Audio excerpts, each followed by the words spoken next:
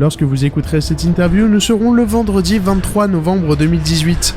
À cette date, ouvriront les portes de la 4e édition du salon réinventif au Fort de Tourneville, et à cette occasion, nous allons nous entretenir immédiatement avec Gilbert Conan, qui est vice-président de la CODA. Bonjour. Bonjour Benjamin et bonjour à tous les auditeurs de Westract. On va commencer par vous présenter un peu.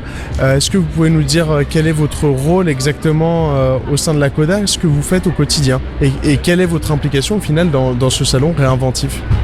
Alors, tout d'abord, la collecte et le recyclage des déchets était une compétence de la communauté d'agglomération avraise depuis 2001. Ok. Et depuis 2001, je m'occupe à faire de mon mieux pour diminuer ces déchets qui étaient exponentiels à une époque où on jetait facilement tout et n'importe quoi sans s'inquiéter de l'avenir, sans s'inquiéter aussi du coût, bien sûr, de ces déchets. Donc, on a fait beaucoup de choses.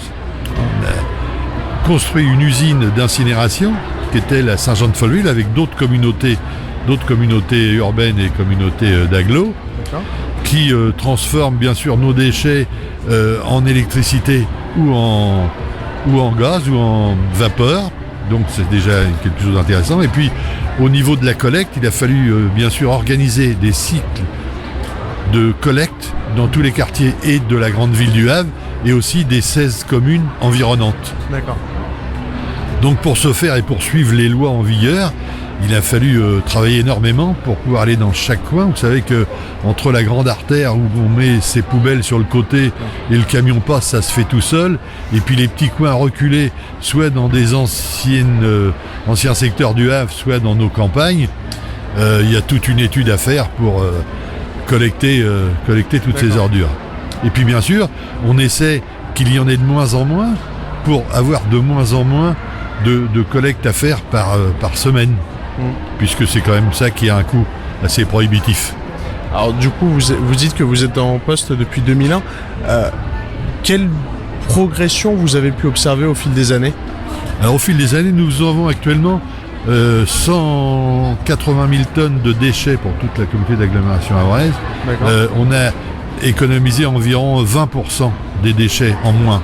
20% des déchets en moins, aussi parce que les gens ont pris conscience que le déchet pouvait être une ressource pour d'autres, d'où la création de ce salon réinventif en disant on peut faire beaucoup de choses, quelquefois avec pas grand-chose. D'accord. Et du coup, quel est votre rôle, vous, au sein de Réinventif ? Alors, au sein de Réinventif, on a créé ce salon réinventif il y a maintenant 4 ans, puisque c'est la 4e édition. D'accord. Un peu par le bouche à oreille et un peu par les contacts que nous avions avec des associations, je veux dire comme la roue libre pour le vélo, comme le grenier pour les textiles, comme Emmaüs pour toutes sortes d'objets. Donc on s'est dit, si on les regroupait, ce serait un plus, les gens n'auraient pas à se déplacer.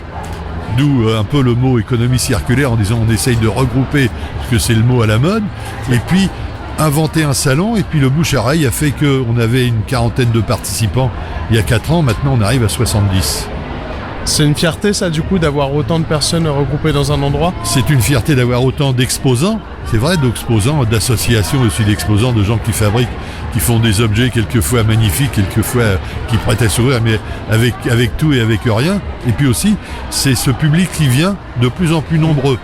Aujourd'hui, bien sûr, réservé aux enfants des écoles, environ, mais ouverture au public dès demain jusqu'à dimanche. Et on sait très bien que le vendredi et le samedi, ce sont, je dirais, des connaisseurs, entre guillemets, des connaisseurs des déchets, des connaisseurs du recyclage et tout ça, et que le dimanche, c'est un peu réservé, c'est plus touristique.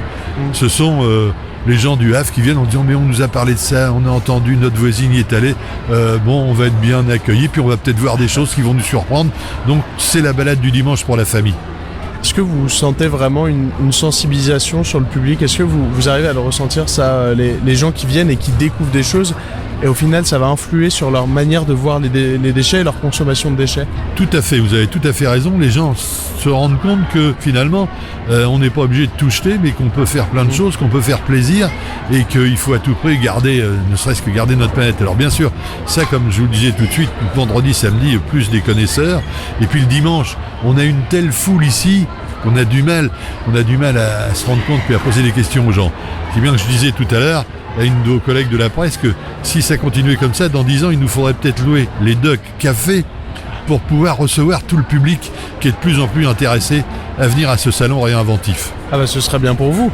Ce serait tout à fait pour nous, et c'est un objectif. Objectif, d'accord. D'ailleurs, vous en avez d'autres des objectifs ? Des objectifs, bien sûr, on en a d'autres. Il faut installer de plus en plus de colonnes de verre parce que j'ai honte de le dire, mais on est mauvais pour la collecte du verre et pourtant on essaye de faire tout ce qu'on peut. Il faut changer un peu nos habitudes, changer nos poubelles, je dirais qu'on appelait d'ordures ménagères en poubelles de tri sélectif. Et on est arrivé à un tel point qu'au lieu de dire ce qu'il faut mettre dans la poubelle de tri sélectif, on va dire bientôt ce qu'on ne peut pas mettre dans cette poubelle-là, parce qu'on peut mettre de plus en plus de choses depuis 10 ans. Des choses, on peut tout recycler en France, je dirais, mais c'est pas toujours viable économiquement. Si ça coûte plus cher que le produit lui-même, c'est pas la peine.